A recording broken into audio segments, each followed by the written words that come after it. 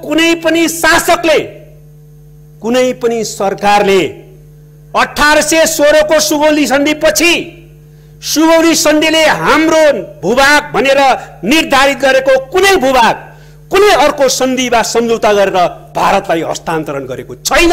यो हो तथ्य। यो तीनटाले एकदम प्रष्ट पार्छ कि त्यो भूभाग हाम्रो। अरु त्यहाँका लामो कालसम्मको जनताको नागरिकताको प्रश्न, त्यहाँ चुनावमा भाग लिने प्रश्न, जनगणनामा भाग लिने प्रश्न, थुप्रै कुराहरू त छँदैछन्। तर तीन मुख्य कुराहरूले पनि स्पष्ट पार्छ।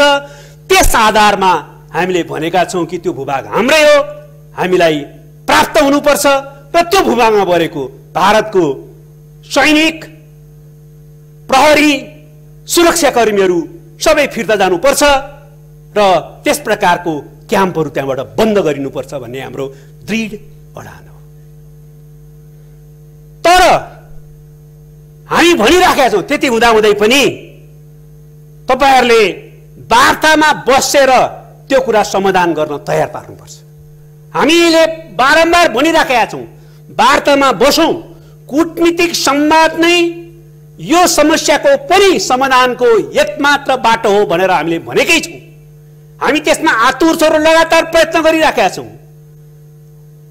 अघिल्लो अवस्थामा जब यो विवादित भूमि हो भनेर भारतले समेत स्वीकार गर्यो, त्यसलाई समाधान गर्न परराष्ट्र सचिवको स्तरमा एउटा उच्च स्तरीय समिति बनाइयो। त्यो समितिको बैठक गर्न हामीले लगातार भन्यौं, माग गर्यौं, भएन। तर 1919 को नोभेम्बरको वारको नक्सा प्रकाशित गरिसकेपछि हामीले तत्काल जोड दियौं, छिटोभन्दा छिटो वार्ता गरौं भनेर भन्यौं। तर उहाँहरूले वार्तामा ध्यान दिनु भएन र अहिले पनि हामी भन्छौं कूटनीतिक संवाद गरौं, वार्ता गरौं, ऐतिहासिक तथ्य र प्रमाणको आधारमा त्यसको फैसला गरौं भनेर हामी भनिराखेका छौं। हामी त्यसको निम्ति तयार छौं। अहिले भारतका थुप्रै पूर्व राजदूतहरू जो नेपालकैमा राजदूत भइसकेकाहरू, विभिन्न कूटनीतिक व्यक्तित्वहरूले पनि, राजनीतिक पार्टीका नेताहरूले पनि भनिराख्नु भएको छ भारतले नेपालले वार्ता गरौं भन्दा नटेर्नु ठूलो गल्ती हो भनेर भन्नु भएको छ।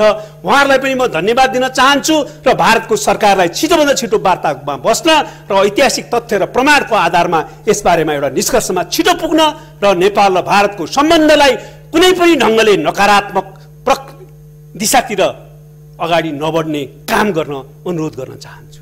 उहाँहरूले नेपालले वार्ता अहिले भाँजो हाले जस्तो कतिपयले कुरा गरिराख्नु भएको छ। म भन्न चाहन्छु उहाँले आफ्नो संविधान संशोधन गरेर जम्मू काश्मीर र लद्दाखलाई दिएको, विशेष त जम्मू काश्मीरलाई दिएको स्ट्याटस फेरेर त्यसको आधारमा हामीले नयाँ नक्सा बनाऊ भनेर भन्ने हामीलाई अझ मिस्ने हेपा प्रवृत्ति प्रदर्शन गर्ने।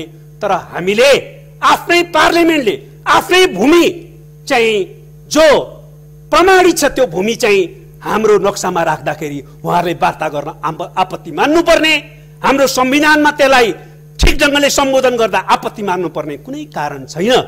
म अहिले भन्न चाहन्छु तपाईहरुसँग तथ्य छ, प्रमाण छ भने वार्तामा राख्नुहोस्। वार्तामा राख्दाखेरि त्यो प्रमाण पुष्टि भयो भने हामी फेरि संविधान संशोधन गरौँला, फेरि तपाईहरुले भने कुरा मानौँला। तर हाम्रो दृढ धारणा छ, स्पष्ट धारणा छ त्यो भूभाग हाम्रो, ऐतिहासिक तथ्य र प्रमाणले त्यसलाई पुष्टि गर्छ। हामी वार्तामा त्यसलाई पुष्टि गर्न तयार छौं।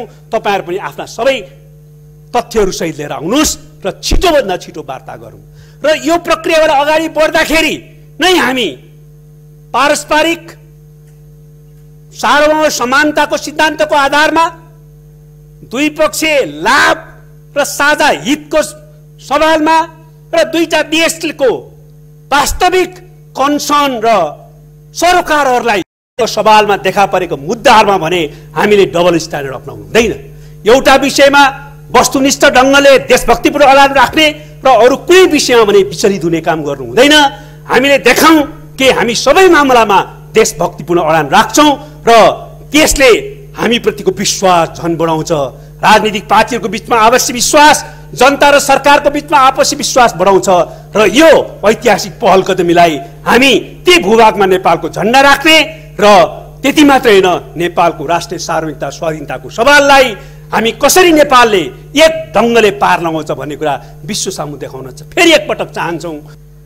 नेपालको पश्चिमी सिमाना अथवा दक्षिणी सिमाना पूर्वी सिमाना सबै चाहिँ के छ भने सुगौली सन्धिले तय गरेका र विशेष गरेर अन्त अलिअलि हेरफेर पनि भएको छ तर पश्चिमको सिमानाको सम्बन्धमा कुनै किसिमको विवाद छैन र केमा विवाद छैन भन्दाखेरि त्यो चाहिँ काली नदी पश्चिम भारत भनेर भनिएको छ सिधा त्यसमा दायाँ बायाँ कुरा छैन भनेपछि काली नदी पूर्व के हो स्वतः नै नेपालको भूभाग अब र त्यो कुरा चाहिँ के छ भने प्रमाणहरूको हकमा हामीले यति मात्रै भने पुग्छ सुगौली सन्धि जारी भएपछि जतिवटा लस्करै चाहिँ त्यो 50औं वर्षसम्म जुन विभिन्न खालका नक्साहरू बने ती नक्साहरूले यो कुरालाई एकनाथले लिम्पोधुराबाट चाहिँ तल झरेको खोला काली नदी हो भनेर भनेका छन् र त्यसकारणले गर्दाखेरि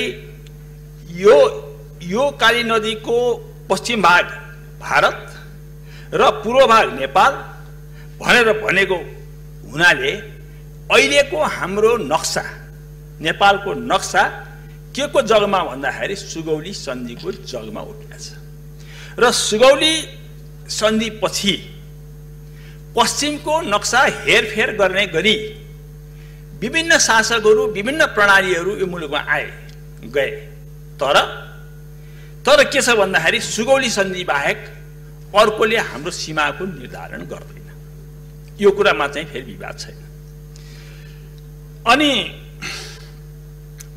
यसै बीचमा यो 1962 को भारत चीनको युद्ध हुँदाखेरि भारत चाहिँ के छ भन्दाखेरि आफ्नो कारणवश ऊ त्यो नेपालको सीमामा आएर त्यहाँ एउटा सानो प्रहरी चौकी यसलाई इन्डियन टिबेटन पुलिस भन्छन् त्यो आएर बस्यो त्यो अहिले विस्तृत भएको छ त्यो अहिले हजारौंको संख्यामा छ त त्यो चेकपोस्ट जुन बस्यो त्यो चाहिँ के छ भन्दाखेरि त्यो बसेको भूभागमा त्यति बेला पनि तिरोतिरान जनगणना देखि लिएर सबै कुरा चाहिँ कसले गरेको छ भन्दाखेरि नेपालले नै गरेको छ अब उनीहरू आएर बसिसकेपछि यो भारत चीन युद्धपछि भारतको इन्डियन बोर्डर टिबेटन पुलिस त्यसमा आएर बसेपछि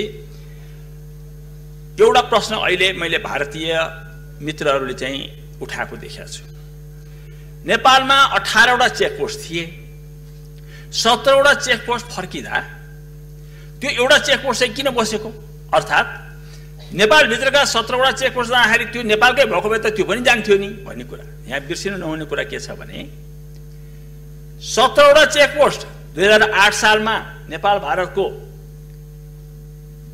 सन्धिले चाहिँ के छ भने मिलाएर चाहिँ हामीले चाहिँ के छ भने हाम्रो चाहिँ मिलिट्री आर्मीलाई चाहिँ ट्रेनिङ दिनलाई भनेर बोलाएको र त्यसैको आधारमा चाहिँ के छ भने उत्तरमा चाहिँ 17 वटा चेकपोस्ट बसेको तर 1962 को चाहिँ हामीले बोलाएको पनि होइन भने पनि होइन आफै आएर बसेको र त्यस दिनदेखिको अहिलेसम्म उहाँहरूको भोगाधिकारमा चाहिँ छ र हामी कानुनको विद्यार्थीले दुईटा शब्द प्रयोग गर्छौँ एउटा पोजेसन एउटा ओनरशिप भनेको स्वामित्व हो भोगाधिकार भनेको केही कालसम्म बस्ने कुरा हो त उहाँहरूको अहिले त्यसमा भएको कुरा चाहिँ के हो भने भोगाधिकार हो किन आज उहाँहरूले हामीलाई सम्म जान नदिने अवस्था नै सिर्जना गर्नुभएको छ त्यति मात्रै पूर्वाभाव हो त्यसकारणले गर्दाखेरि मैले यो कुरा राखेँ र अर्को एउटा कुरा पनि छ जुन बेलामा चाहिँ भारतीय फौज त्यहाँ आएर बसेको छ त्यो बेलामा म कसैलाई यो दोष दिनलाई भनिरहेको होइन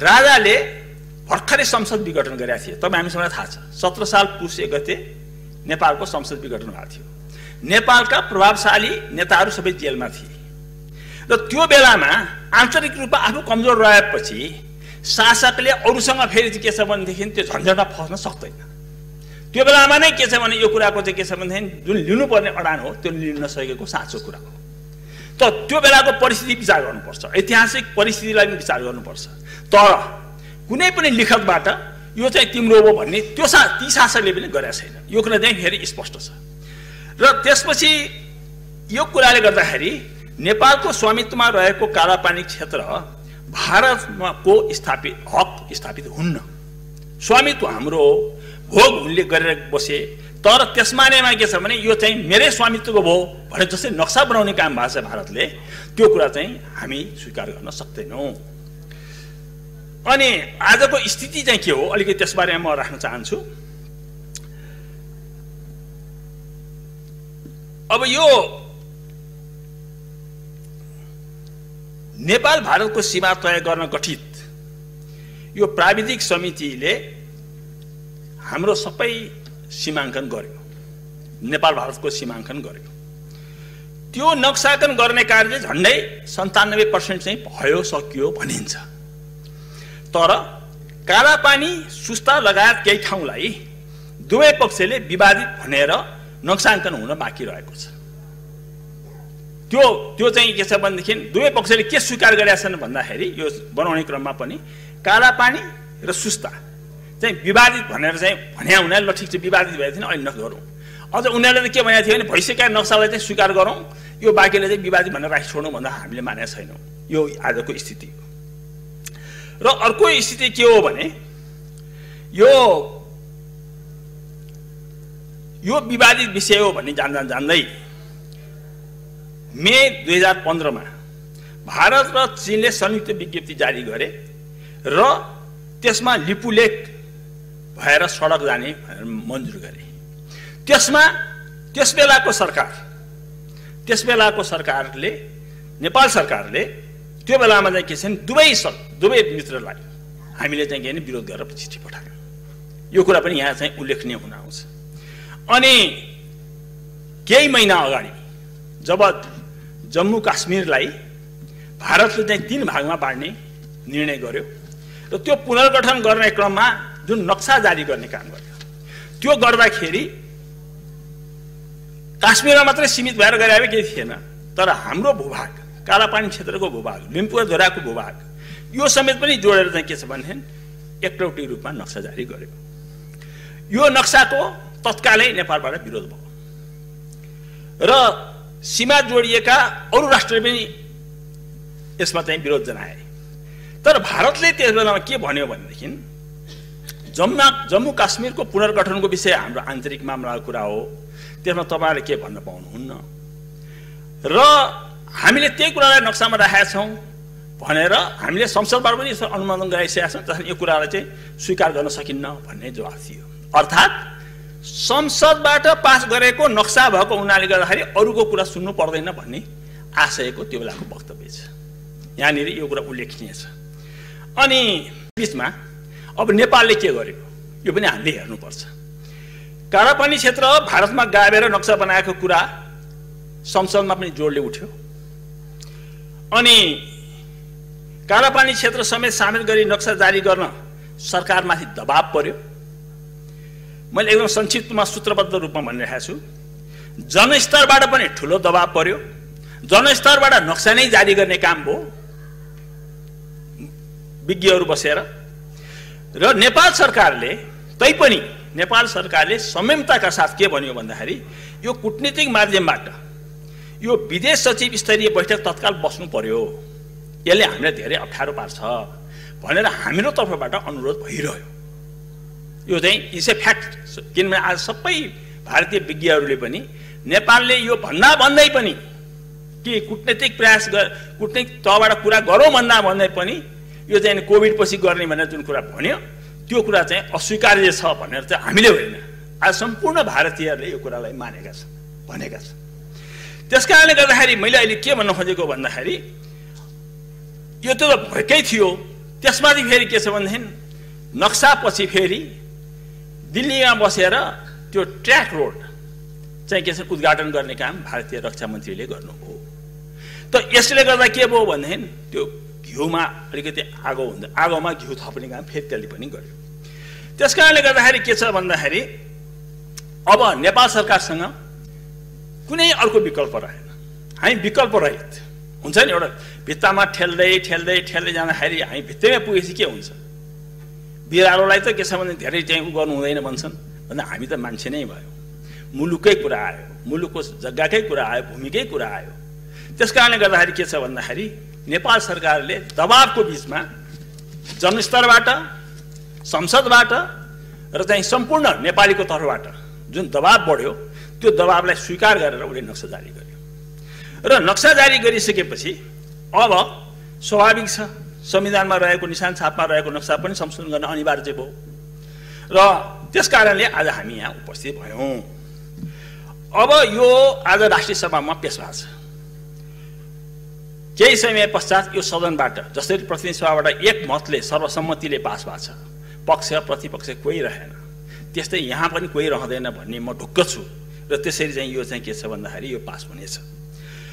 अब तर मैले यतिखेरै तपाईहरुसँग कतिसँग कतिले कुरा गरे होला नि, त्यो आफ्नो ठाउँमा छ मान्य सदस्यहरू, सामान्य अध्यक्षज्यू, केही प्रश्नहरू चाहिँ के छ भनेदेखि यस बीचमा मसँग उठाइएका छन्।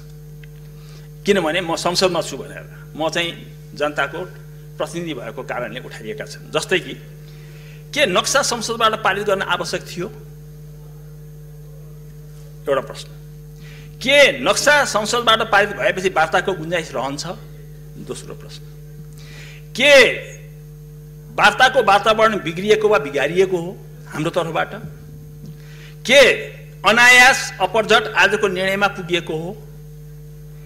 के हामी वस्तुगत आधार भन्दा बढी संवेदनशील इमोटिभ भएका छौं?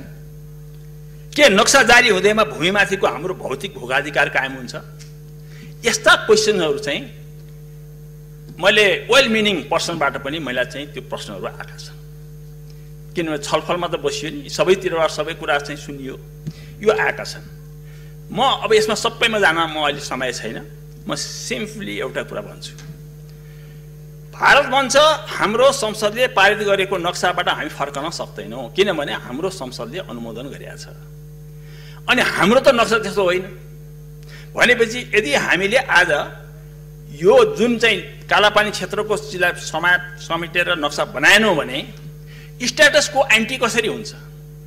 पूर्वावस्थामा छलफल गर्न बस्दाखेरि पनि तिम्रो पनि संसदले पास गरिरहेछ, हाम्रो पनि संसदले पास गरिरहेछ, फेरि पनि के छ भन्दाखेरि दुवै बसेर कुरा त गर्नु पर्यो नि भन्ने ठाउँ कसरी क्रिएट हुन्छ? त्यसो हुनाले मैले चाहिँ यो संक्षेपमा के भने भन्दाखेरि स्ट्याटसको एन्टीमा पुर्याउनको लागि पनि यो चाहिँ के छ भने यो जरुरी भयो। यो कुरा चाहिँ हामीले बुझ्नुपर्छ र यो कुरा चाहिँ सबै समक्ष, जनता समक्ष, जन मान्छेहरूले यसमा अलिकति शङ्का उपशङ्का व्यक्त गरेका छन्, त्यो कुरा हुन्छ। र दोस्रो कुरा यो के छ भन्दाखेरि आज हामीले यहाँ पास गर्यौँ, भोलि हामी गएर चाहिँ जग्गामा गएर चाहिँ के छ त्यहाँ कालापानीमा गएर लडाइँ गर्न जाने होइन। हामी त फेरि पनि गर्ने त के हो भन्दाखेरि अबको बाटो भने त वार्ता हो, संवाद हो र सिवामको विवाद टुङ्गो लगाउने हो र जति छन् आउटस्ट्यान्डिङ इस्युजहरू हो त्यो सबैमा छलफल गर्ने हो। यसमा कुनै विवाद छैन। र हाम्रो अब मूल टार्गेट, हाम्रो मूल लक्ष्य भनेको कालापानीबाट भारतीय सेना फर्काउने हो र त्यहाँ हाम्रो नागरिक शासन त्यहाँ लागू गर्ने हो। यो हाम्रो अब लक्ष्य हो। र यति भन्दै पनि म अब अन्तिममा नेपाल भारत सम्बन्धका बारेमा अलिकति कुरा राखेर आफ्नो कुरा टुङ्ग्याउँछु। मैले सधैँ भन्दै आएको, योभन्दा अगाडि पनि संसदको यो रोस्टरबाट मैले प्रयोग गरेको छु, नेपाल भारत सम्बन्ध बहुआयामिक छ। भौगोलिक, आर्थिक, सामाजिक, सांस्कृतिक सम्बन्ध अटुट छ। वातावरण, वन, जङ्गल, पहाड, हिमाल, मैदानी भाग सबैमा एक अर्कोसँग हामी जोडिन्छौँ। क्लाइमेट चेन्जको सबै कुरामा हामी चाहिँ हिस्सेदार छौँ। वातावरणको चाहिँ परिवर्तनको सबै हामी हिस्सेदार छौँ र सबैभन्दा ठुलो व्यापारिक साझेदार पनि आज पनि भारत नै हो। र सबैभन्दा अर्को महत्त्वपूर्ण कुरा के छ जो अरू मुलुकसँग हुँदैन, हाम्रो खुला सीमा छ। यो आजको चाहिँ वस्तुगत यथार्थ हो। अब कालापानीको भूभाग भनेको कति छ भन्दाखेरि 400 स्क्वायर किलोमिटर भन्दा बढी छैन, त्योभन्दा अलिक कमै छ। अब नेपालको भूभाग कति छ भन्दाखेरि 147,000 मतलब 1,47,000 यो चाहिँ के छ भने स्क्वायर किलोमिटर छ।